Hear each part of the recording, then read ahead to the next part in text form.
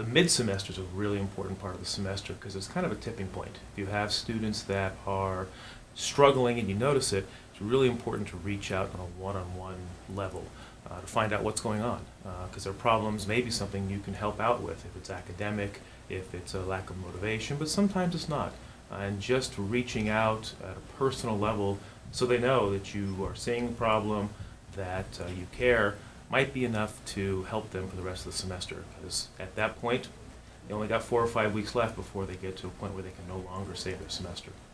Many of our students really overcome a lot of barriers just to make it semester to semester, week to week, day to day in regards to classes. So the first thing I do is I call them in, typically after the first exam. If they didn't do well, let's sit down, let's talk, what's going on.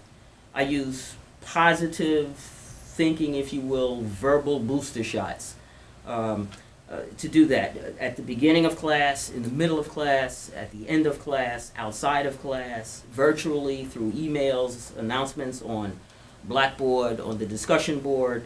I try to model and exude the energy and the passion for learning that I expect my students to have.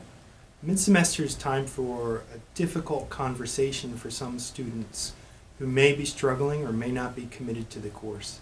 So I remind them that this is a commitment, and that if they are struggling, they need to show as much effort as possible, as much time as possible, and to use their resources as best as possible to do well in the course, to achieve their target grades. During those one-on-one conversations, I like to sort of map out a plan for them and their success for the rest of the semester.